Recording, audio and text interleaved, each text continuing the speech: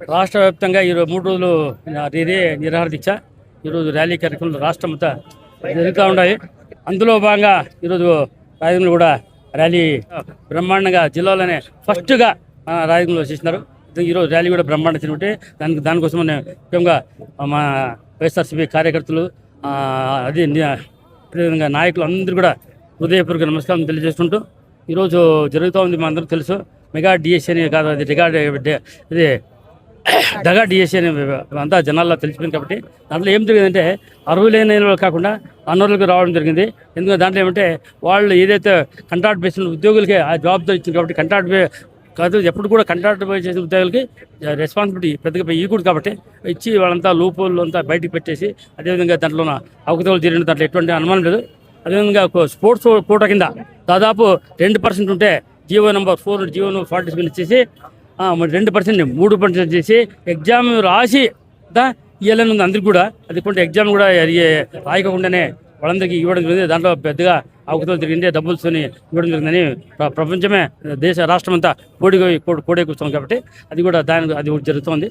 దానికోసం దాన్ని కప్పించడానికి అంత ఉద్యోగాలు ఇచ్చిన తర్వాత జీవో నెంబర్ 56 తెచ్చి దాన్ని తిరిగా కోటా కింద ఇవ్వాలని చేసామంటే అయిపోయిన తర్వాత అది చేసింది. కాబట్టి ఇది పక్కా మోసపూరితంగా చేసిన చర్య, దీంట్లో ఎటువంటి అనుమానం లేదు. కాబట్టి దీనిపైన ఖచ్చితంగా ఏదైతే మన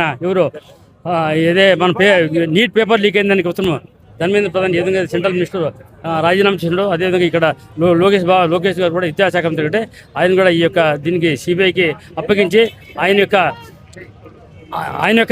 నిజత్వాన్ని అంటే నిరూపించవలసిన అవసరం ఉందని తెలుపుకుంటూ దానికోసమని అవసరం జరిగిన కాబట్టి ఆయన కూడా పదవికి రాజీనామా చేయలేని మాకు డిమాండ్. అదేవిధంగా విద్యా ఫీజు రిమెంట్స్ కానీ విద్యా దీవెన కానీ విద్యా వసతి కానీ ఈ కార్యక్రమం దాదాపు 9,100 కోట్లు ప్లస్ 11 అంటే 10,000 కోట్ల చిల్లర రూపాయలు ప్రభుత్వం బాకీలు పడింది. విద్యార్థులకు చాలా ఇబ్బంది కలుగుతూ ఉంది. వాళ్ళకి సర్టిఫికేట్ ఇస్తలేదు. సీట్లు అమ్ముడుపోయినాయని మీరు అనుకుంటున్నారా? డబ్బులు కమ్ముకొని సీట్లు ఉపాధ్యాయ పోస్టులు ఇచ్చినారు అనుకుంటున్నారా? ఇప్పుడు సింపుల్గా ఇప్పుడు స్పోర్ట్స్ కోటా ఉంది. స్పోర్ట్స్ ముందు ఎగ్జామ్ రాసిన వాళ్ళకి ఇవ్వాలని ఉంది. దానికి 2% 3% చేసి 3% చేసిన తర్వాత అందరికీ ఉద్యోగాలు ఇచ్చిన తర్వాత అయిన తర్వాత మెగా ఇంకోటి లేదు పొరపాటు జరిగిందని 56 జీవో ఎందుకు వెళ్ళి అంటే సార్ ఇప్పుడు కాదు, ఒకసారి ఇచ్చిన తర్వాత ఒకసారి 3% 2% 3% చేసిరే ఎగ్జామ్స్ కాబట్లేదని చెప్పి వాళ్ళకంత ఉద్యోగులు అంత అలాట్మెంట్ అయిన తర్వాత నెక్స్ట్ 56 జీవో ఇచ్చిన తర్వాత జనాలు అనుమానం వస్తుంది. ఏదైనా ముందు ఇచ్చిన తర్వాత నెక్స్ట్ స్టాప్ చేయాలంటే వాళ్ళ పనులు అయిపోయింది. కాబట్టి చేసుకుంటున్న దాంట్లో ఎటువంటి అనుమానం లేదు.